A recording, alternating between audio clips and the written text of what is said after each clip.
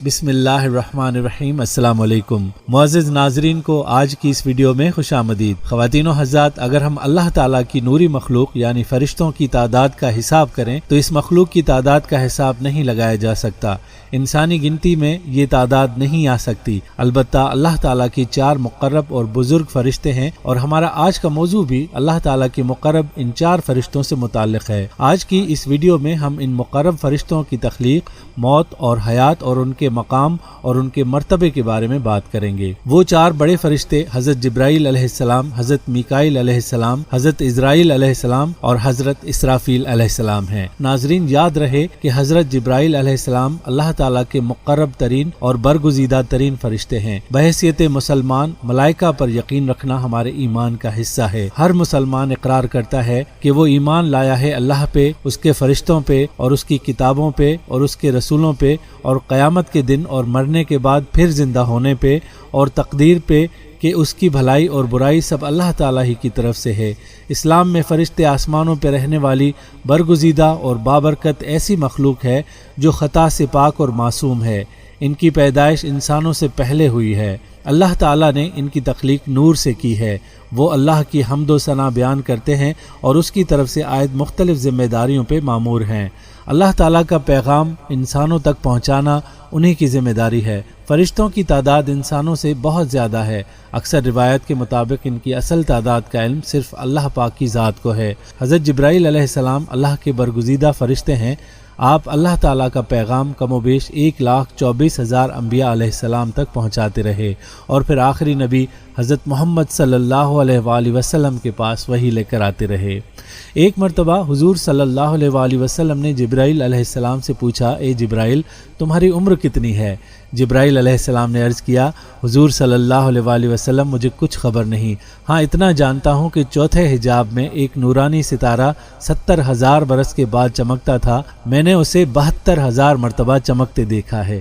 حضور صلی اللہ علیہ وآلہ وسلم نے یہ سن کر فرمایا، میرے رب کی عزت کی قسم، میں ہی وہ نورانی تارہ ہوں۔ حضور صلی اللہ علیہ وآلہ وسلم مرض وصال میں جب بیمار ہوئے تو جبرائیل علیہ السلام آپ صلی اللہ علیہ وآلہ وسلم کی خدمت میں حاضر ہوئے اور عرض کیا، یا رسول اللہ صلی اللہ علیہ وآلہ وسلم، آج آسمان پر حضور کے استقبال کی تیاریاں، اللہ تعالیٰ نے جہنم کے داروغہ مالک کو حکم دیا ہے کہ مالک، میرے حبیب کی روح مبارک آسمانوں پر تشریف لا رہی ہے، اس اعزاز میں دوزخ کی آگ بجھا دے، اور حوران جنت کو حکم دیا کہ تم سب اپنی تزئین و آراستگی کرو، اور سب فرشتوں کو حکم دیا کہ تعظیم روح مصطفیٰ صلی اللہ علیہ وآلہ وسلم کے لیے سب صف بصف کھڑے ہو جائیے، اور مجھے حکم دیا کہ میں حضور صلی اللہ علیہ وآلہ وسلم کی خدمت میں حاضر ہو کر آپ کو بشارت دوں کہ تمام انبیاء اور ان کی امتوں پر جنت حرام ہے جب تک آپ صلی اللہ علیہ وآلہ وسلم اور آپ کی امت جنت میں داخل نہ ہو جائے،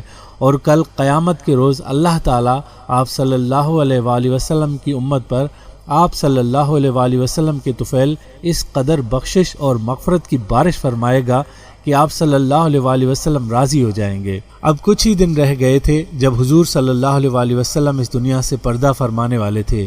جبرائیل علیہ السلام آپ صلی اللہ علیہ وآلہ وسلم کی خدمت میں حاضر ہوئے اور عرض کیا، یا رسول اللہ صلی اللہ علیہ وآلہ وسلم، اللہ تعالیٰ نے آپ کی عزت افزائی کے لیے صرف آپ کی خاطر مجھے آپ کی مزاج پرسی کے لیے بھیجا ہے، حالانکہ وہ آپ صلی اللہ علیہ وآلہ وسلم سے زیادہ آپ صلی اللہ علیہ وآلہ وسلم کا حال جانتا ہے۔ حضور صلی اللہ علیہ وآلہ وسلم نے فرمایا، میں مغموم و مکروب ہوں۔ دوسرے دن جبرائیل علیہ السلام پھر حاضر ہوئے اور اللہ تعالیٰ کی طرف سے حال پوچھا۔ حضور صلی اللہ علیہ وآلہ وسلم نے پھر وہی جواب دیا۔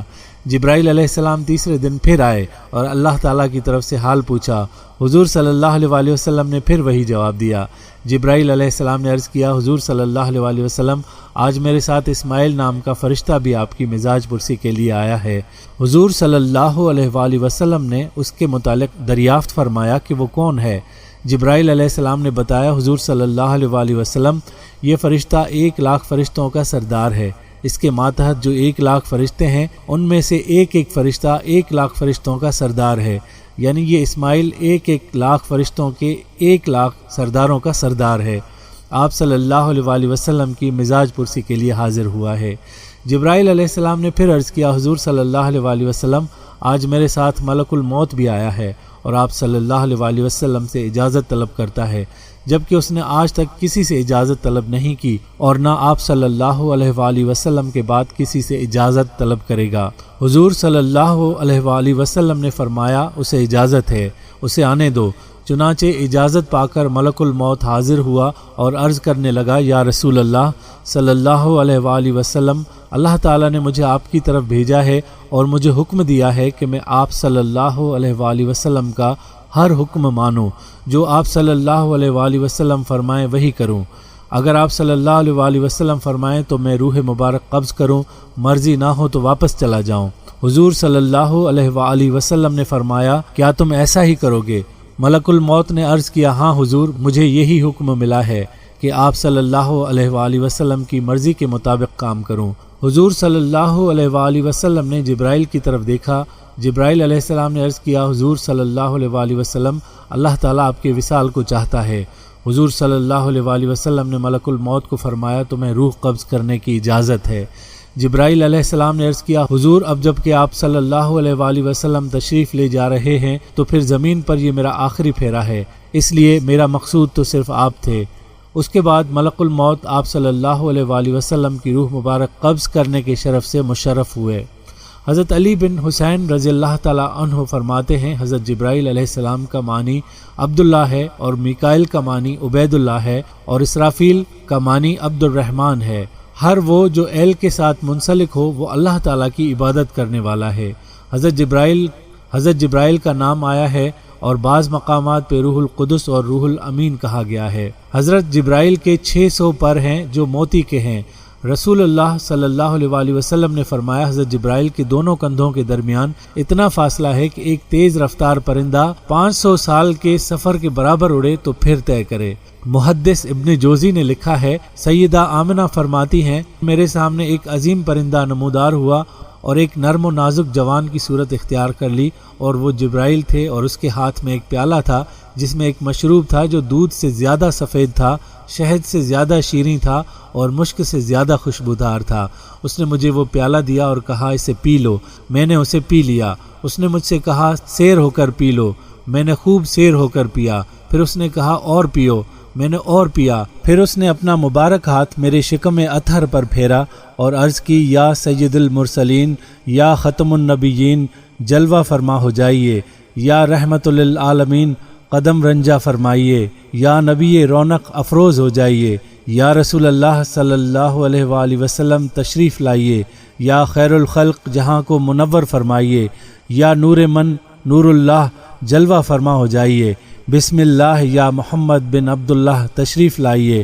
پھر حضور اکرم 14ویں رات کی چاند کی طرح چمکتے ہوئے جہاں میں رونق افروز ہوئے۔ جبرائیل نے عرض کی کہ الصلاۃ والسلام علیک یا رسول اللہ۔ اللہ اور انسان کے درمیان رابطے کا ذریعہ انبیاء کرام علیہ السلام تھے، لیکن اللہ اور انبیاء علیہ السلام کے درمیان رابطے کا ذریعہ سردار ملائکہ جبرائیل علیہ السلام تھے، جو بذریعہ وحی اللہ تعالیٰ کے احکامات و پیغامات کو انبیاء کرام تک پہنچاتے تھے۔ نبوت کا سلسلہ ختم ہونے کے باعث وحی کا سلسلہ بھی ختم ہو چکا۔ جبرائیل علیہ السلام اللہ تعالیٰ کے نہایت بزرگ و برتر فرشتے ہیں، جن کا مقام و مرتبہ دیگر تمام ملائکہ سے افضل ہے۔ امام السیوطی رحمۃ اللہ علیہ فرماتے ہیں کہ فرشتے کا وجود عطا کردہ اور مقرر کردہ کام کے مطابق ہوتا ہے۔ جبرائیل کے ذمے مقرر احکامات اور اعمال تمام گروہ ملائکہ میں سب سے عظیم ہیں، چنانچہ ان کا وجود بھی تمام گروہ ملائکہ میں سب سے عظیم ہے۔ ان کے علاوہ خدائے بزرگ و برتر کے دیگر مقرب ملائکہ میں عزرائیل، میکائیل اور اسرافیل کے نام شامل ہیں۔ ہر پیدا ہونے والا بچہ چاہے وہ جس بھی مخلوق سے تعلق رکھتا ہو شور مچاتا اور روتا ہے، لیکن فرشتے تخلیق پاتے ہی خدائے بزرگ و برتر کی حمد و ثنا اور تسبیح کرنا شروع کر دیتے ہیں، اور فرشتوں کی تخلیق کا آغاز تخلیق جبرائیل سے ہوا، اور اقرار کیا کہ لا حول ولا قوت الا باللہ۔ حضرت سعید ابن مسیب رضی اللہ تعالیٰ عنہ روایت کرتے ہیں کہ جبرائیل کی تخلیق ہوئی تو انہوں نے فرمایا، فرشتوں کے پاس اپنی کوئی طاقت نہیں۔ حضرت ابو ہریرہ رضی اللہ تعالیٰ عنہ سے روایت ہے کہ حضور علیہ الصلاۃ والسلام نے جبرائیل علیہ السلام سے ان کی عمر کے متعلق سوال فرمایا کہ آپ نے اپنی عمر کے کتنے سال گزار لیے ہیں؟ جبرائیل علیہ السلام نے جواب دیا، اللہ کی قسم، اس کے علاوہ میں کچھ نہیں جانتا کہ اللہ تعالیٰ کے نورانی حجابات میں سے چوتھے پردے میں 70,000 سال کے بعد ایک نوری تارا ظاہر ہوتا ہے، میں نے اسے 72,000 مرتبہ دیکھا ہے۔ حضور علیہ الصلاۃ والسلام نے فرمایا، جبرائیل علیہ السلام، میرے رب کی عزت کی قسم وہ تارا میں ہی ہوں۔ حضور سرور کونین حضرت محمد مصطفیٰ صلی اللہ علیہ وآلہ وسلم نے ارشاد فرمایا، مجھے ملائکہ سے صرف ایک پاک روح جبرائیل کے بارے میں سنانے کی اجازت دی گئی، جو کہ اللہ سبحانہ و تعالیٰ کے عرش تلے ہیں اور خدائے بزرگ و برتر کے تاج حق کو اٹھائے ہوئے ہیں۔ ان کے کان کی لو اور کندھے کے درمیان 700 سال کا فاصلہ ہے۔ ابن خزیمہ سے روایت ہے کہ رسول اللہ صلی اللہ علیہ وآلہ وسلم نے فرمایا، پرندے کی 700 سال کی اڑان کا فاصلہ ہے۔ حضور علیہ الصلاۃ والسلام نے فرمایا، جبرائیل عین عرش معلیٰ تلے رہائش پذیر ہے۔ میں نے جبرائیل کو دیکھا، اس کے 600 پر تھے اور تمام افق پر محیط تھا۔ اللہ بزرگ و برتر کے عطا کردہ تخت پر بیٹھا تھا، اس کے تمام پر پھیلے ہوئے تھے اور ان پروں میں سے زمرد موتی اور مروارید جھڑ رہے تھے۔ بروایت احمد حضور علیہ الصلاۃ والسلام نے فرمایا، اس کے پروں کا رنگ سبز ہے اور پاؤں کے تلووں کا رنگ بھی سبز ہے۔ حضرت انس بن مالک رضی اللہ تعالیٰ عنہ روایت کرتے ہیں کہ حضور نبی اکرم صلی اللہ علیہ وآلہ وسلم نے حضرت جبرائیل کو بچپن میں اس سال دیکھا جس سال آپ صلی اللہ علیہ وآلہ وسلم کی والدہ ماجدہ کی وفات ہوئی۔ حضور علیہ الصلاۃ والسلام دیگر بچوں کے ساتھ مشغول تھے کہ یکدم ایک شخص آیا اور آپ علیہ الصلاۃ والسلام کو پکڑ کر زمین پر گرا دیا۔ خوف اور ہیبت کی وجہ سے آپ صلی اللہ علیہ وآلہ وسلم کے قریب موجود دوسرے بچے بھاگ کھڑے ہوئے۔ حضور علیہ الصلاۃ والسلام نے فرمایا، اس شخص نے میرا سینہ چیرا اور میرے دل کو اپنے ہاتھ میں پکڑ لیا۔ اس نے دل میں سے ایک چیز نکالی اور کہا، یہ شر کا ذرہ آپ کے اندر تھا، اور اس کو نکال کر پھینک دیا، اور میرے دل کو سونے کی تشتری میں رکھ کر آب زمزم سے دھویا اور پھر میرا سینہ دوبارہ سی دیا۔ جب دوسرے بچے اپنے والدین کے ساتھ واپس آئے تو میرا سینہ پہلی حالت میں آ چکا تھا۔ اس وقت حضور علیہ الصلاۃ والسلام کی عمر مبارک 6 سال تھی۔ ام المومنین حضرت عائشہ رضی اللہ تعالی عنہا بیان کرتی ہیں کہ حضور صلی اللہ علیہ وآلہ وسلم کی بعثت سے 6 ماہ پہلے آپ صلی اللہ علیہ وآلہ وسلم کی روزمرہ زندگی اور طبیعت میں تبدیلی آنا شروع ہو گئی۔ حضور کو متواتر سچے خواب آنا شروع ہو گئے اور بحکم خدائے بزرگ و برتر آپ صلی اللہ علیہ وسلم خلوت پسندی کے عادی ہو گئے، اور آپ صلی اللہ علیہ وسلم نے تنہائی میں عبادت کے لیے غار حرا جانا شروع کر دیا، جو کہ مکے سے 2 گھنٹے کی پیدل چڑھائی پر واقع ہے، اور یہیں آپ صلی اللہ علیہ وسلم نے ایک دن جبریل کو غار حرا کے دروازے پر انسانی شکل میں دیکھا۔ آپ صلی اللہ علیہ وآلہ وسلم اس آمد پر گھبرا گئے۔ جبریل علیہ السلام نے حضور علیہ الصلاۃ والسلام کو سینے سے لگا لیا اور وحی کے الفاظ ادا کیے، اقرأ بسم ربک الذی خلق۔ حضور علیہ الصلاۃ والسلام اس واقعے سے ہیبت زدہ ہو گئے اور تمام واقعہ اپنی رفیق حیات حضرت خدیجہ رضی اللہ عنہا سے بیان کیا، جو انہیں ورقہ بن نوفل کے پاس لے گئی، جنہوں نے تصدیق کی کہ یہ وہی قاصد ہیں جو دیگر انبیاء پر احکام الہی لے کر نازل ہوتے رہے۔ اس واقعے کے بعد حضرت جبرائیل حضور علیہ الصلاۃ والسلام کے وصال تک آپ کے پاس تشریف لاتے رہے اور بحکم خدا مختلف مواقع پر خدمات سر انجام دیتے رہے۔ ابو جہل نے ایک موقع پر بتوں کی قسم کھائی کہ اگر حضور علیہ الصلاۃ والسلام نے اس کے سامنے نماز پڑھی اور سجدہ کیا اور خدائے یکتا کا ذکر کر لیا تو وہ نعوذ باللہ حضور علیہ الصلاۃ والسلام کو قتل کر دے گا۔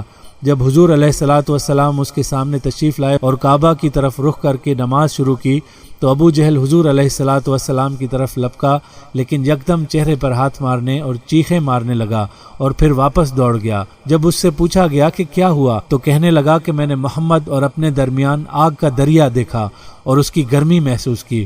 حضور علیہ الصلاۃ والسلام نے فرمایا، اگر وہ کوشش کرتا تو جبرائیل اسے قتل کر دیتا۔ حضور علیہ الصلاۃ والسلام نے مزید ارشاد فرمایا، ہر نبی کے 2 دنیاوی اور 2 آسمانی ملائکہ رفیق ہوتے ہیں، میرے آسمانی رفیق جبرائیل و میکائیل اور دنیاوی رفیق ابو بکر اور عمر ہیں۔ رسالہ الشفا میں تحریر ہے کہ حضور نبی اکرم صلی اللہ علیہ وسلم نے جبرائیل سے پوچھا، اے جبرائیل، خدائے بزرگ و برتر نے قرآن کریم میں مجھے رحمت للعالمین کہا ہے کہ میری رحمت کا کوئی وصف اور جزو تجھ تک بھی پہنچا ہے؟ جبرائیل نے کہا، اے محمد صلی اللہ علیہ وآلہ وسلم، آپ ہی کے ذریعے مجھے اپنے مقام کا تحفظ حاصل ہوا۔ جب اللہ رب العرش نے آپ صلی اللہ علیہ وآلہ وسلم سے فرمایا، وہ اپنے مالک رب العرش کا مقرب ہے۔ تو مجھے آپ صلی اللہ علیہ وآلہ وسلم کی رحمت سے اپنے مقام کا پتہ چلا۔ ابو سعید خدری رضی اللہ تعالیٰ عنہ روایت کرتے ہیں، ایک دن حضور علیہ الصلاۃ والسلام صحابہ کرام کے درمیان موجود تھے اور آپ صلی اللہ علیہ وآلہ وسلم مکمل صحت مند تھے۔ یکایک آپ صلی اللہ علیہ وآلہ وسلم نے فرمایا، اللہ نے اپنے ایک غلام کو یہ چننے کی سعادت بخشی کہ وہ اس دنیا کی نعمتوں اور آخرت کی زندگی میں جو چاہے چن لے، اور اس غلام نے آخرت کی زندگی اور نعمتوں کو چن لیا جو اللہ کے پاس ہیں۔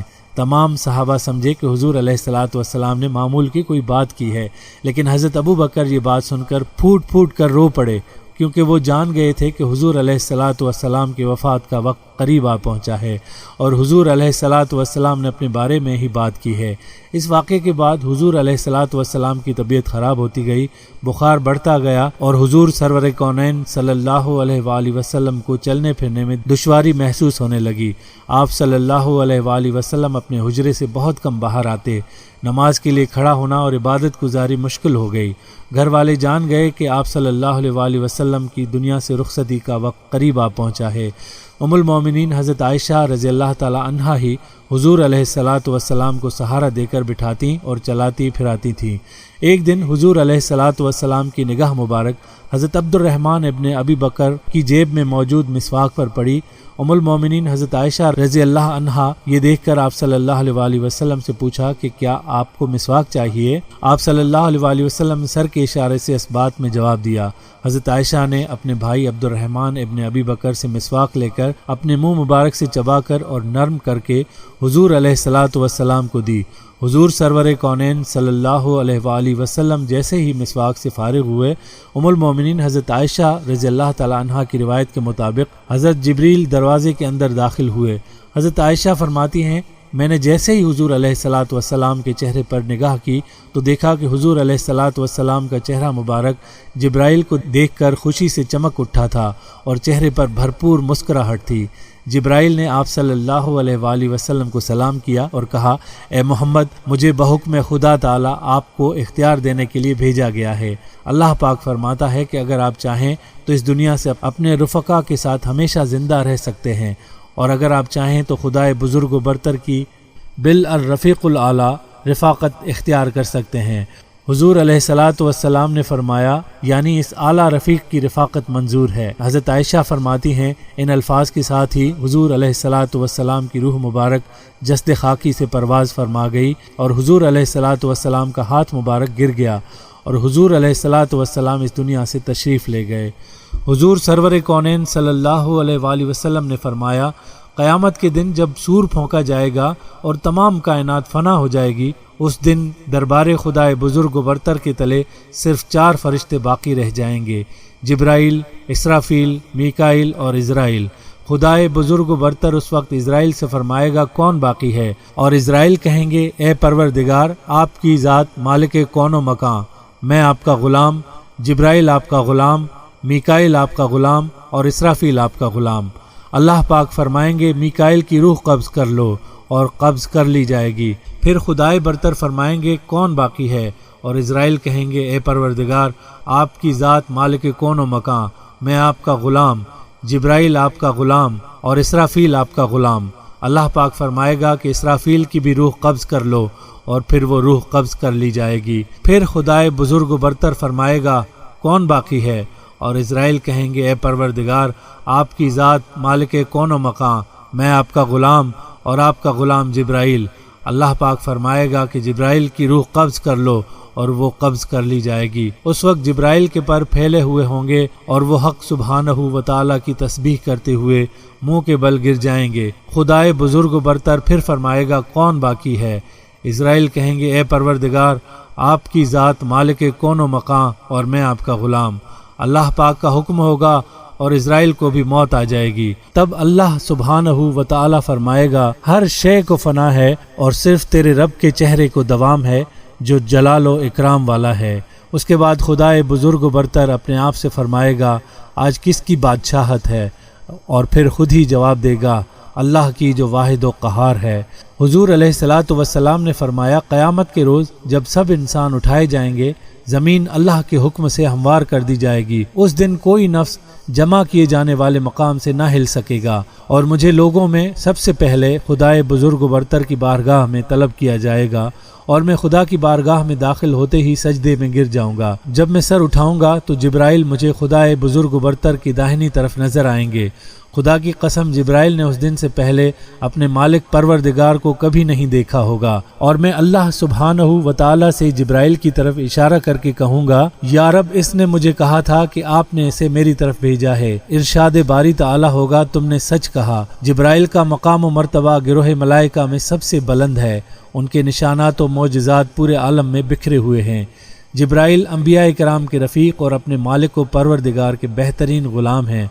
حضور صلی اللہ علیہ وآلہ وسلم کی حیات مبارکہ میں جہاں قرآن پاک لے کر نازل ہوتے رہے، وہیں حضور علیہ الصلوۃ والسلام کے پاس اپنے خدا کے حکم سے مختلف مواقع پر تربیت اور تشریح دین کے لیے بھی آتے رہے۔ حضرت جبرائیل تمام انبیاء کرام کے پاس بھیجے گئے ہیں، اور یہ رازدار انبیاء ہیں۔ خدائے بزرگ و برتر نے حضرت جبرائیل کو روح القدس اور روح الامین کے ناموں سے عزت بخشی ہے۔ کل انبیاء کرام اور مرسلین کی حیات کی تفصیل میں جا بجا جبرائیل کا ذکر ملتا ہے۔ قصص الانبیاء میں مختلف صورتوں میں جبرائیل کا ذکر موجود ہے، کیونکہ یہ ہر نبی اور رسول کی طرف بھیجے گئے ہیں۔ بروایت حدیث مسند امام احمد، انبیاء کی تعداد 1,24,000 ہے، اور ان میں سے 315 رسول ہیں، اور حضرت جبرائیل تمام کی طرف بھیجے گئے ہیں۔ ان کو تمام انبیاء کی طرف تربیت، امداد اور آفات سے بچاؤ کے لیے بحکم خدائے بزرگ و برتر بھیجا گیا۔ حضرت آدم کی جنت سے بے دخلی کے ساتھ ہی خدائے پاک نے آدم سے بلا واسطہ کلام بند کر دیا، اور حضرت جبرائیل کے ذریعے بالواسطہ کلام شروع کر دیا۔ جب حضرت آدم علیہ السلام کی وفات ہوئی تو اس وقت تک تدفین کا تصور موجود نہ تھا، کیونکہ بنی نوع انسان میں تب تک کوئی موت سے ہم آغوش نہ ہوا تھا۔ اللہ تعالیٰ کی ذات نے حضرت جبرائیل کے ساتھ فرشتوں کی ایک جماعت بھیجی، جنہوں نے حضرت آدم علیہ السلام کے جسد خاکی کو غسل دیا، کفن میں لپیٹا اور تدفین کی۔ حضرت جبرائیل کا بنی نوع انسان سے واسطہ حضرت آدم سے قائم ہے۔ صحیح بخاری کی حدیث کے مطابق روایت ہے کہ حضور نبی اکرم صلی اللہ علیہ وآلہ وسلم نے فرمایا، جب حضرت بی بی ہاجرہ صفا اور مروہ کی بے آب و گیاہ پتھریلی پہاڑیوں کے درمیان حضرت اسماعیل علیہ السلام کو اٹھائے دوڑ رہی تھیں اور مدد کے لیے ادھر ادھر دیکھ رہی تھیں، اور وہاں کوئی موجود نہ تھا، تب انہوں نے اچانک آواز سنی اور کہا، جو بھی ہے سامنے آئے، اور جو بھلائی ہے وہ پیش کرو۔ تب اچانک حضرت جبرائیل علیہ السلام سامنے آئے، انہوں نے اپنی ایڑی زمین پر ماری اور پانی زمین سے فواروں کی طرح ابل پڑا۔ حضور علیہ السلام نے فرمایا، اللہ اسماعیل علیہ السلام کی ماں پر رحم فرمائے، اگر وہ پانی کے گرد حصار نہ لگاتی تو زمزم کا پانی زمین کے کونے کونے کو چھو لیتا۔ آج کروڑوں مسلمان آب زمزم سے لطف اندوز ہوتے ہیں۔ معجزہ آب زمزم رواں دواں ہے۔ یہ 8 × 3 فٹ کا کنواں ہے، اور مستند ریسرچ کے مطابق یہ 8,000 لیٹر فی سیکنڈ کے حساب سے پانی مہیا کر رہا ہے، جو کہ ایک دن میں 59 کروڑ لیٹر پانی بنتا ہے، جو حضرت جبرائیل کے پاؤں کی ایڑی کی چوٹ زمین پر لگنے پر بحکم خداوندی وجود میں آیا۔ روایات ہے کہ جب حضرت ابراہیم اور حضرت اسماعیل خانہ کعبہ کی تعمیر مکمل کر چکے تھے تو حضرت ابراہیم نے دعا کی، اے اللہ، ہمیں مناسک حج بھی سکھا دیجئے۔ حضور علیہ الصلوۃ والسلام نے اس کے متعلق فرمایا، اللہ رب العرش نے جبرائیل کو بھیجا اور انہوں نے حضرت ابراہیم علیہ السلام کے ساتھ قدم بقدم مناسک حج ادا کیے۔ جمرات کے مقام پر شیطان نے ورغلانے کی کوشش کی تو حضرت جبرائیل نے ہی بحکم خدا حضرت ابراہیم کو شیطان کو کنکر مارنے کی ہدایت فرمائی۔ آج تمام مسلمان اس عمل کی تجدید مناسک حج کے دوران کرتے ہیں۔ حضرت یوسف کو جب ان کے بھائیوں نے حسد کے سبب کنویں میں پھینکا تو حضرت جبرائیل علیہ السلام نے ہی حضرت یوسف علیہ السلام کو اپنے ہاتھوں پر لیا اور کنویں کی تہہ میں گرنے اور چوٹ لگنے سے بچایا۔ روایت ہے کہ حضرت لوط کی تمام نافرمان قوم اور ان کا عظیم شہر جبرائیل کے پروں میں سے صرف ایک پر کی نوک لگنے سے تباہ و برباد ہو گئے۔ جبرائیل نے تمام شہر اپنے ایک پر کی نوک پر اٹھایا اور بحکم خدا تعالی الٹا کر فنا کر دیا اور تمام قوم ہلاک ہو گئی۔ قرآن میں خدائے بزرگ و برتر نے حضرت عیسیٰ علیہ السلام کے زمین سے آسمان پر اٹھائے جانے کے بارے میں ارشاد فرمایا، اور ہم نے روح القدس کے ذریعے اس کی مدد کی۔ حضرت عیسیٰ علیہ السلام کو زمین سے آسمان تک لے جانا اور لانا حضرت جبرائیل علیہ السلام کے ہی ذمے ہے، سو وہی بحکم خدا تعالی ان کو آسمانوں تک لے گئے ہیں، جب تک زمین پر واپسی کا حکم اللہ کی طرف سے نہ ہوگا۔ حضرت انس ابو طلحہ سے روایت کرتے ہیں کہ ایک بار محفل میں حضور نبی اکرم صلی اللہ علیہ وآلہ وسلم کا چہرہ مبارک خوشی سے چمک اٹھا۔ میں نے سبب پوچھا تو فرمایا کہ جبرائیل ابھی میرے پاس آئے اور کہا، اے محمد صلی اللہ علیہ وآلہ وسلم، کیا آپ اس سے خوش نہیں کہ کوئی آپ صلی اللہ علیہ وآلہ وسلم پر 1 مرتبہ درود پڑھتا ہے اور میں اس پر 10 مرتبہ درود بھیجتا ہوں۔ حضور صلی اللہ علیہ وآلہ وسلم نے حضرت جبرائیل علیہ السلام سے پوچھا، اے جبرائیل علیہ السلام، کیا آپ کو کبھی آسمان سے نازل ہوتے وقت مشقت کا سامنا کرنا پڑا؟ حضرت جبرائیل علیہ السلام نے عرض کی، ہاں 4 موقعوں پر یوں ہوا۔ جب حضرت ابراہیم علیہ السلام کو آگ میں پھینک دیا گیا، میں عرش کے نیچے تھا، اللہ تعالیٰ نے فرمایا میرے بندے تک پہنچو۔ میں فوراً نیچے آیا اور آپ علیہ السلام سے پوچھا، کیا میرے لائق کوئی خدمت ہے؟ انہوں نے کہا نہیں۔ دوسرا، جب حضرت ابراہیم علیہ السلام نے حضرت اسماعیل علیہ السلام کی گردن پر چھری رکھ دی، میں عرش کے نیچے تھا، اللہ تعالیٰ نے فرمایا میرے بندے کی خبر لو۔ میں پلک جھپکنے کی دیر میں نیچے آیا اور چھری کو پھیر دیا۔ تیسرا، جب کفار نے آپ صلی اللہ علیہ وآلہ وسلم کو زخمی کر دیا، غزوہ احد کے روز دندان مبارک شہید کر دیے گئے، تو اللہ تعالیٰ نے مجھے فرمایا میرے حبیب صلی اللہ علیہ وآلہ وسلم کے خون مبارک کو تھام لو، اگر خون مبارک کا ایک قطرہ بھی زمین پر گرا تو وہ نباتات اور درخت نہیں اگائے گی۔ میں نے آپ صلی اللہ علیہ وآلہ وسلم کا مبارک خون اپنے ہاتھ پر اٹھایا، پھر اسے ہوا میں اچھال دیا۔ چوتھا، جب حضرت یوسف علیہ السلام کو کنویں میں پھینک دیا گیا تو اللہ تعالیٰ نے فرمایا میرے بندے تک پہنچو۔ میں نے آپ علیہ السلام کو کنویں کے پیندے تک پہنچنے سے قبل جا لیا، وہاں سے پتھر نکال کر اس پر آپ علیہ السلام کو بٹھا دیا۔ حضرت آدم علیہ السلام سے لے کر رسول اللہ صلی اللہ علیہ وآلہ وسلم تک تمام انبیاء کرام علیہ السلام کو اللہ عز و جل کی طرف سے وحی پہنچانے کا ذمہ جبرائیل علیہ السلام نے ہی نبھایا ہے، اور بیشتر مواقع پر جبرائیل علیہ السلام اپنے اسی گھوڑے ہیزوم پر تشریف لاتے رہے ہیں۔ جنگ بدر کا ایک مشہور واقعہ ہے جو احادیث کی مشہور کتابوں میں بھی درج ہے۔ ایک صحابی نے جنگ بدر کے دن ایک کافر کی طرف سے دوڑتے ہوئے تلوار بلند کی کہ اسے قتل کرے کہ اچانک اس نے آواز سنی، اقدم ہیزوم، ہیزوم آگے بڑھ، اور اس آواز کے ساتھ ہی صحابی کہتے ہیں کہ میں نے دیکھا وہ کافر زمین پر گر پڑا۔ قریب ہو کر اسے دیکھا تو اس کے چہرے پر کوڑے کا نشان پڑ گیا تھا اور اس کا جسم سیاہ ہو گیا تھا۔ صحابی کو بڑا تعجب ہوا کہ یہ کیسے مر گیا، اس کو کس نے مارا، اور یہ ہیزوم کیا ہے جسے آگے بڑھنے کا کسی نے حکم دیا۔ چنانچہ جنگ فتح ہونے کے بعد وہ صحابی رسول صلی اللہ علیہ وسلم رسول اللہ صلی اللہ علیہ وسلم کی خدمت میں حاضر ہوئے اور پورا واقعہ بیان کیا۔ حضور اکرم صلی اللہ علیہ وسلم نے فرمایا، تم نے سچ کہا، یہ مدد تیسرے آسمان کی فرشتوں کی فوج سے تھی، یعنی اس جنگ میں فرشتوں کی فوج جبرائیل علیہ السلام کے کمانڈ میں شریک تھے، اور انہوں نے ہی کفار کو قتل کیا، اور جسے صحابی نے قتل ہوتے دیکھا وہ جبرائیل نے کیا، اور ہیزوم کو آگے بڑھنے کا حکم دینے والے بھی جبرائیل تھے۔ اللہ عز و جل کی قدرت بڑی عظیم ہے۔ اس دنیا نے ایسے ایسے غیر نبی کے بھی معجزات دیکھے ہیں کہ عقل ماننے کو تیار ہی نہیں ہوگی کہ ایسا بھی ممکن ہے۔ جیسے حضرت سلیمان علیہ السلام کے دربار کے ایک شخص کا ملکہ بلقیس کا تخت ہزاروں کلومیٹر دور سے محض پلک جھپکنے میں سلیمان کی دربار میں لا کر پیش کر دینا عقل کسی صورت نہیں مانتی، لیکن خدا کی قسم اللہ کے کچھ بندے آج بھی اس دنیا میں ایسے موجود ہیں جو ملکہ بلقیس کے تخت کی طرح دنیا کے ایک کونے سے دوسرے میں پہنچنے یا کوئی چیز اٹھا لانے کی صلاحیت رکھتے ہیں۔ سلیمان کے دربار کے اس شخص کے بارے میں منقل ہے کہ اس کے پاس اسم اعظم تھا۔ اسم اعظم سے مراد اللہ کا کوئی نام، اور اس نام کی طاقت کا راز اسے معلوم تھا۔ اللہ کے 99 نام قرآن پاک میں آپ کو ملتے ہیں۔ یہ نام محض نام نہیں بلکہ ایک ایک نام اسم اعظم ہے۔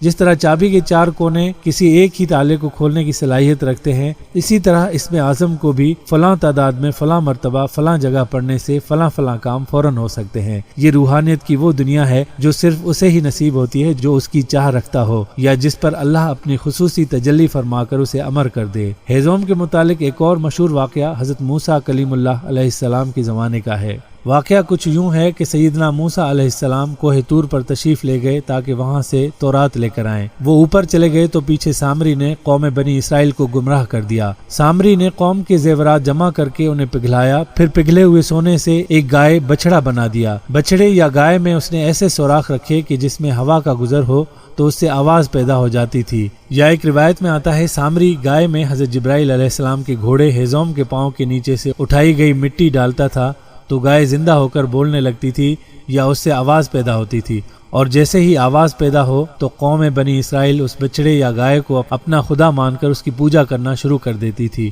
یوں سامری نے قوم بنی اسرائیل کو زبردست گمراہ کر دیا، حالانکہ قوم میں 2 نبی موجود تھے۔ جب سیدنا موسیٰ علیہ السلام کوہ طور سے واپس تشریف لائے اور گائے کی پوجا ہوتے دیکھی تو غصے میں آ کر اپنے بھائی ہارون علیہ السلام کی داڑھی اور سر کے بال پکڑ کر ان سے باز پرس کی کہ تم نے بنی اسرائیل کو کیوں نہ روکا، اور اگر روکنے پر قادر نہ تھے تو مجھے طور پر آ کر اطلاع کیوں نہ دی۔ یاد رہے حضرت ہارون علیہ السلام بھی نبی تھے۔ حضرت ہارون علیہ السلام نے جواب دیا کہ میں نے انہیں منع کیا لیکن یہ نہیں مانے، اور طور پر آ کر آپ کو اطلاع اس لیے دینے نہ آیا کہ کہیں آپ یہ نہ کہو کہ تم نے بنی اسرائیل کو کیوں اکیلا چھوڑ دیا۔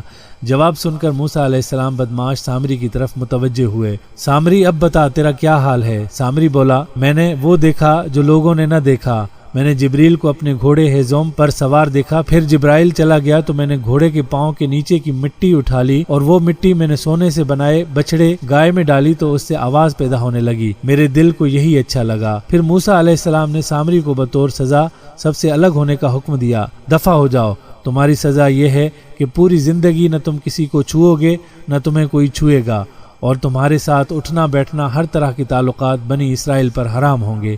اس کے بعد سامری نے اپنی پوری زندگی اذیت ناک عذاب جیسی گزاری، جنگل و بیابان میں جہاں بھی گھومتا سب کو یہی کہتا رہتا کہ کوئی مجھے ہاتھ نہ لگائے، اور اگر کوئی غلطی سے بھی اسے ہاتھ لگا لیتا یعنی چھو لیتا تو سامری اور وہ دونوں شدید بیمار ہو جاتے تھے۔ یوں سامری نے اپنی زندگی اذیت میں گزار دی، اور قرآن پاک میں مذکور ہے کہ اس کے لیے آخرت میں الگ عذاب ہے۔ ایک دن حضور اکرم صلی اللہ علیہ وآلہ وسلم نے نماز عصر پڑھائی تو پہلا رکوع اتنا طویل فرمایا کہ گمان ہوا کہ شاید رکوع سے سر نہ اٹھائیں گے۔ پھر جب آپ صلی اللہ علیہ وآلہ وسلم نے رکوع سے سر اٹھایا، نماز ادا فرما لینے کے بعد آپ صلی اللہ علیہ وآلہ وسلم نے اپنا رخ نور محراب سے ایک جانب پھیر کر فرمایا کہ میرا بھائی اور چچا زاد علی بن ابو طالب کہاں ہیں؟ حضرت علی رضی اللہ تعالیٰ عنہ نے آخری صفوں سے عرض کیا، لبیک، میں حاضر ہوں یا رسول اللہ صلی اللہ علیہ وآلہ وسلم۔ آپ صلی اللہ علیہ وآلہ وسلم نے فرمایا، اے ابو الحسن میرے قریب آ جاؤ۔ چنانچہ حضرت علی رضی اللہ تعالیٰ عنہ آپ صلی اللہ علیہ وآلہ وسلم کے قریب آ کر بیٹھ گئے۔ آپ صلی اللہ علیہ وآلہ وسلم نے فرمایا، ابو الحسن کیا تم نے اگلی صف کے وہ فضائل نہیں سنے جو اللہ عز و جل نے مجھے بیان فرمائے ہیں؟ عرض کیا، کیوں نہیں یا رسول اللہ صلی اللہ علیہ وآلہ وسلم؟ ارشاد فرمایا، پھر کس چیز نے تمہیں پہلی صف اور تکبیر اولا سے دور کر دیا؟ کیا حسن اور حسین رضی اللہ تعالیٰ عنہما کی محبت نے تمہیں مشغول کر دیا تھا؟ عرض کیا، ان کی محبت اللہ تعالیٰ کی محبت میں کیسے رکاوٹ ڈال سکتی ہے؟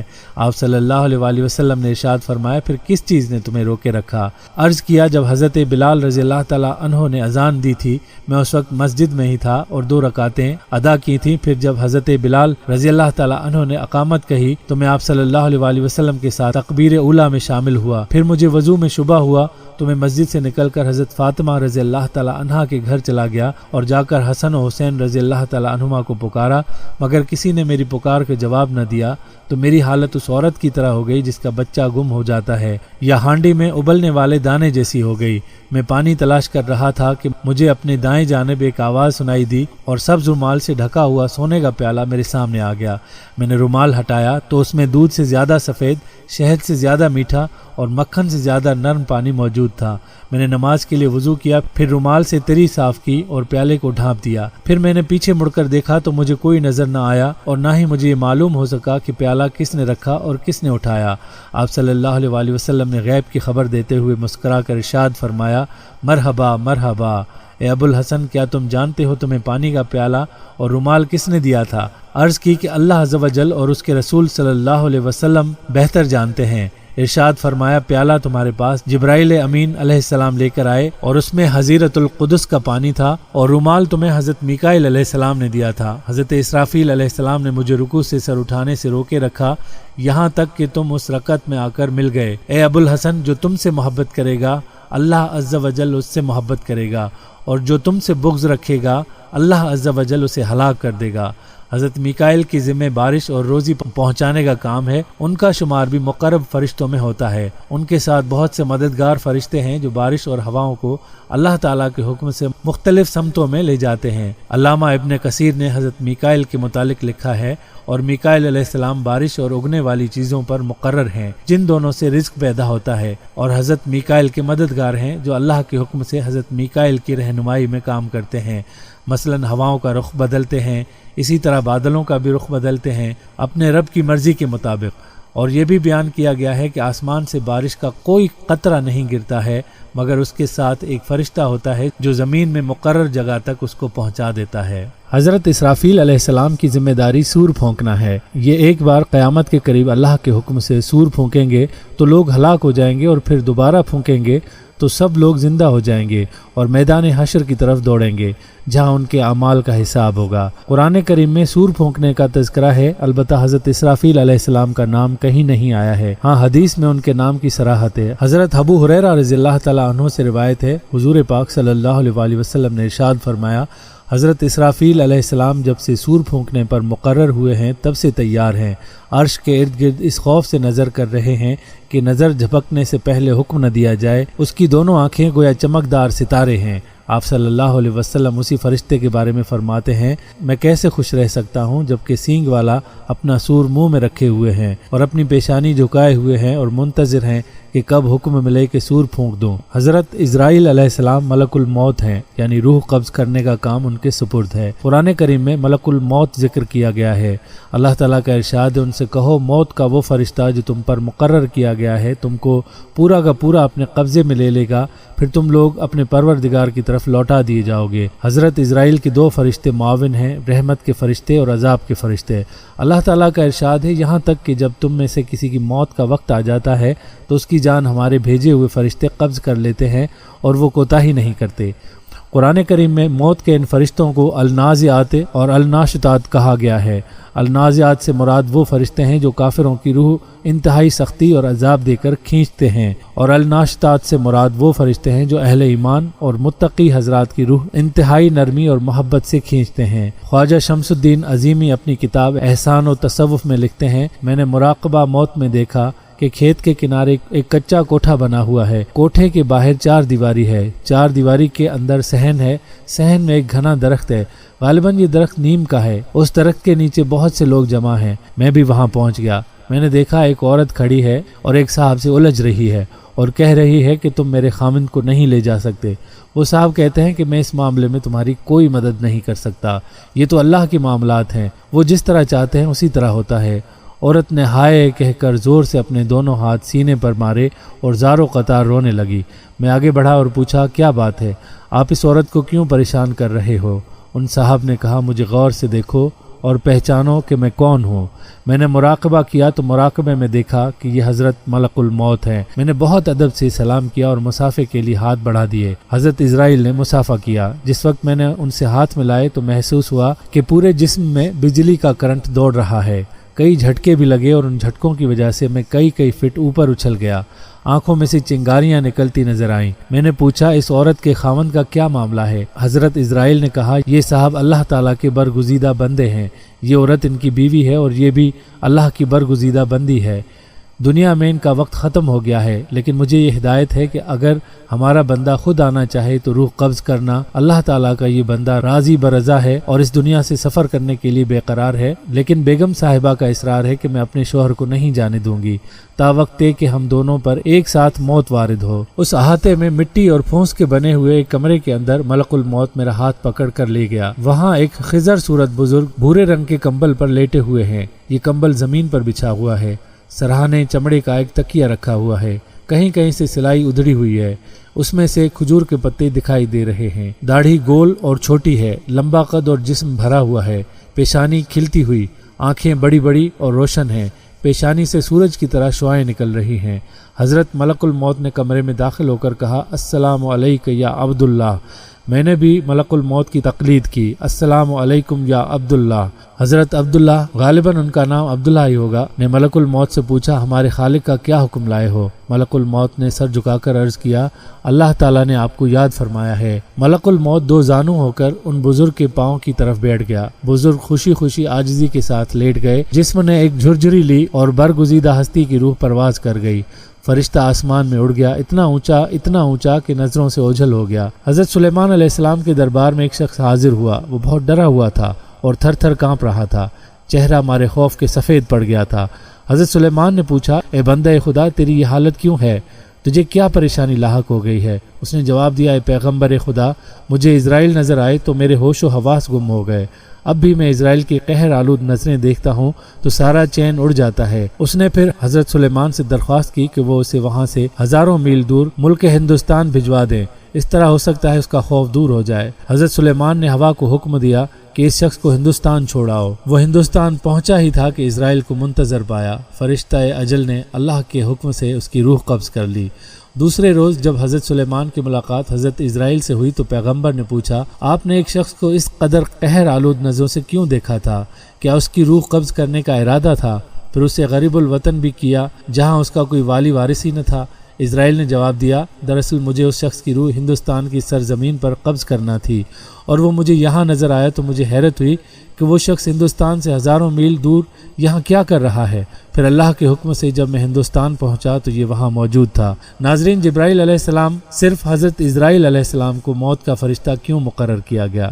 ناظرین، جبرائیل علیہ السلام پر رب العالمین کا حکم ہوا، ایک مشت خاک زمین پر سے لاؤ۔ بحکم الہی جبرائیل علیہ السلام آسمان کی بلندی سے فوراً اس زمین پر آئے کہ اب جہاں خانہ کعبہ ہے، چاہا کہ ایک مشت خاک۔ اس وقت زمین نے ان کو قسم دی کہ اے جبرائیل، برائے خدا مجھ سے خاک مت لے کہ اس سے خلیفہ پیدا ہوگا اور اس کی ولادت بہت عاصی و گنہگار مستوجب عذاب ہوگی۔ میں مسکین خاک پا ہوں، طاقت و تحمل عذاب خدا کا نہیں رکھتی ہوں۔ اس بات کو سن کر حضرت جبرائیل علیہ السلام خاک سے باز آئے۔ غرض اسی طرح سے جبرائیل پھر گئے اور میکائیل اور اسرافیل علیہ السلام سے بھی یہ کام انجام کو نہ پہنچا۔ تب اسرائیل کو بھیجا، ان کو بھی زمین نے منع کیا، انہوں نے نہ مانا اور کہا کہ جس کی قسم دیتی ہے میں اس کے حکم سے آیا ہوں، میں اس کی نافرمانی نہیں کروں گا، تجھ کو لے ہی جاؤں گا۔ بس اسرائیل نے ہاتھ نکال کر ایک مٹھی بھر خاک اسی زمین سے لے کر عالم بالا پر چلے گئے اور عرض کی کہ خداوند تو دانا و بینا ہے، میں نے یہ حاصل کیا ہے۔ تب اللہ تعالیٰ نے فرمایا، اے اسرائیل علیہ السلام، میں اس خاک سے زمین پر ایک خلیفہ پیدا کروں گا اور اس کی جان قبض کرنے کے لیے تجھی کو مقرر کروں گا۔ تب اسرائیل علیہ السلام نے معذرت کی، کہا،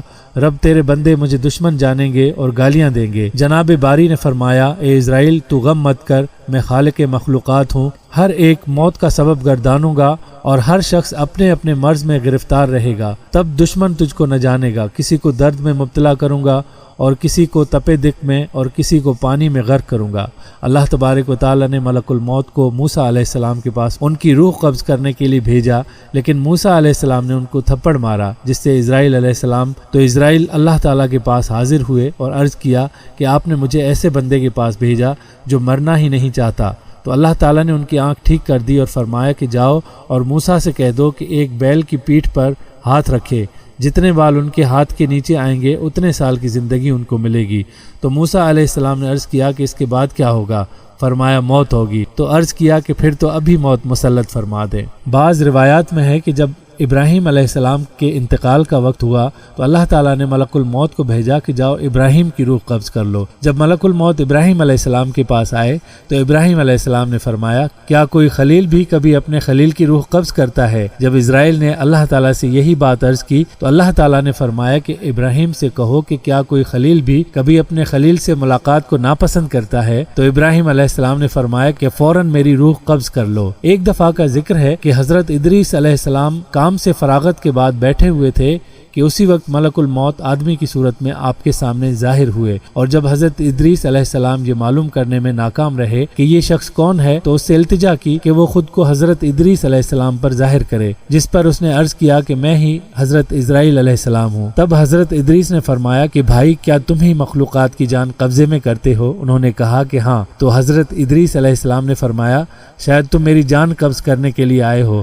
تو انہوں نے کہا کہ نہیں، میں تو تیرے ساتھ خوش طبعی کرنے آیا ہوں۔ حضرت ادریس نے فرمایا کہ آج 3 دن سے تو میرے ساتھ ہے اور تو نے کسی کی جان قبضے میں نہیں لی۔ فرشتے نے کہا کہ جان قبض کرنا ہمارے ہاتھ میں ایسا ہے کہ تمہارے دونوں ہاتھوں کے نیچے روٹی رکھی ہو، یعنی جس کی اجل آتی ہے اللہ تعالیٰ کے حکم سے ہاتھ بڑھا کر اس کی جان قبض کر لیتا ہوں۔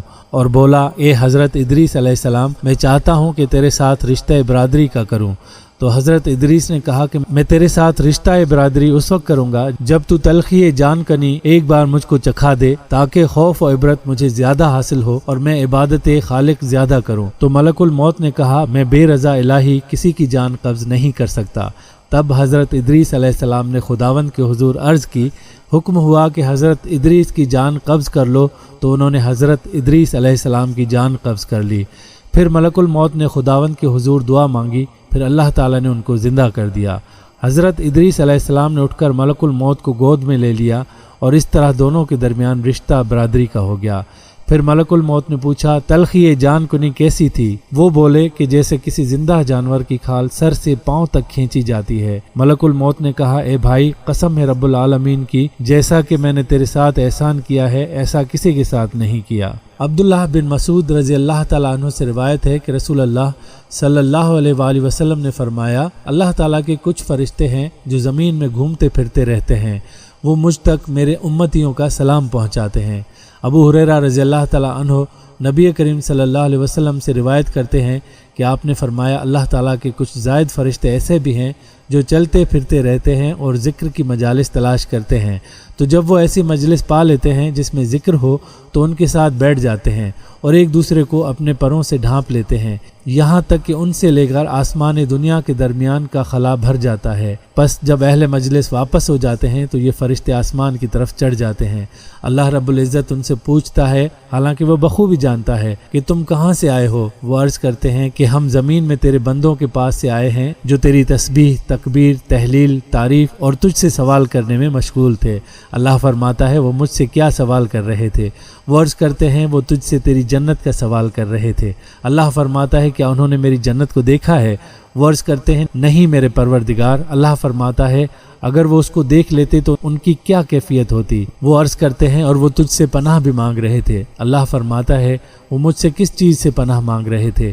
फरिश्ते अर्ज़ करते हैं, ए रब, तेरी जहन्नुम से। तो अल्लाह फरमाता है, क्या उन्होंने मेरी जहन्नुम को देखा है? वो अर्ज़ करते हैं, नहीं। अल्लाह फरमाता है, अगर वो मेरी जहन्नुम को देख लेते तो उनकी क्या कैफियत होती? फरिश्ते अर्ज़ करते हैं कि और वो तुझसे मग़फ़रत भी मांग रहे थे। तो अल्लाह फरमाता है, यकीनन मैंने उन्हें माफ़ कर दिया है और उन्होंने जो मांगा मैंने उन्हें अता कर दिया और मैंने उन्हें पनाह दी है जिससे उन्होंने पनाह मांगी। फरिश्ते अर्ज़ करते हैं, ए रब, उनमें फ़लाँ बंदा गुनाहगार है, वो वहाँ से गुजरा तो उनके साथ बैठ गया। तो अल्लाह फरमाता है, मैंने उसे भी माफ़ कर दिया। और ये ऐसे लोग हैं कि उनके साथ बैठने वाले को भी महरूम नहीं किया जाता। और बुखारी के अल्फाज ये भी हैं कि फिर अल्लाह ताला पूछता है, क्या उन्होंने मुझे देखा है? रावी कहता है कि वो जवाब देते हैं, नहीं, अल्लाह की कसम उन्होंने तुझे नहीं देखा। उस पर अल्लाह फरमाता है, अगर उन्होंने मुझे देखा होता तो उनका क्या हाल होता? जवाब देते हैं, अगर वो तेरा दीदार कर लेते तो तेरी इबादत और भी बहुत ज़्यादा करते, तेरी बड़ाई सबसे ज़्यादा बयान करते, तेरी तस्बीह सबसे ज़्यादा करते। अल्लाह ताला अपनी रहमत और मग़फ़रत के ज़रिए उन बंदों पर फ़ज़ल अय्या करना चाहता है। अल्लाह ताला उनकी हाजत रवाई और उनके नेक अमाल का बदला उन्हें देना चाहता है। अल्लाह ताला अपने फ़ज़ल से उनकी अच्छी उम्मीदों को शर्मिंदा ताबीर करना चाहता है, ताकि बंदों को भी अल्लाह ताला का तारुफ़ हासिल हो और अल्लाह ताला के अस्मा व सिफ़ात का इल्म मिले। नीज़ लोगों को ये भी मालूम हो कि अल्लाह ताला अपने नेक बंदों को क्या कुछ इनायत फरमाता है। हर इंसान के साथ हमा वक्त दो फरिश्ते रहते हैं। एक फ़रिश्ता उसके नेक और अच्छे कामों को लिखता है, जबकि दूसरा फ़रिश्ता उसके बुरे कामों को लिखता है। इन दोनों फ़रिश्तों को करामन कातिबैन कहा जाता है। कब्र में सवाल करने वाले फ़रिश्तों को मुनकिर नकीर कहा जाता है। मुनकिर नकीर मैयत से मुंदरजा झेल सवालात करते हैं, तुम्हारा रब कौन है? हज़रत रसूलुल्लाह सल्लल्लाहु अलैहि वसल्लम के बारे में तुम क्या जानते हो? तुम्हारा दीन क्या है? हर मुसलमान के साथ एक फ़रिश्ता रहता है और एक शैतान रहता है। फ़रिश्ता उसको आमाल सालिहा की तरगीब देता है और शैतान उसको बुराई पर उभारता है। कुरान करीम और हदीस शरीफ से मालूम होता है, अल्लाह ताला के बहुत से फ़रिश्ते हैं। ये फ़रिश्ते अल्लाह ताला की तरफ से मुख्तलिफ़ ज़िम्मेदारियों पर मामूर हैं। बाज़ फ़रिश्ते जन्नत और जहन्नुम के ज़िम्मेदार हैं और बाज़ फ़रिश्ते बच्चों, बूढ़ों, कमज़ोरों और उन तमाम लोगों की हिफाजत पर मामूर हैं जिनकी अल्लाह ताला हिफाजत करना चाहता है। फ़रिश्ते मुसलमानों के साथ रहते हैं, उनके लिए दुआएं करते हैं और उनकी हिफाजत करते हैं। लेकिन अगर कोई मुसलमान झूठ बोलता है, गुनाहों का इर्तिकाब करता है, जानदारों की तस्वीरें रखता है या कुत्तों को अपने घर में रखता है, तो फ़रिश्ते उससे अलग हो जाते हैं। लिहाजा हर मुसलमान को चाहिए कि वो इस किस्म के गुनाहों से इज्तिनाब करे ताकि फ़रिश्ते उससे दूर न हो और वो फ़रिश्तों की सोहबत व मैयत से महरूम न हो।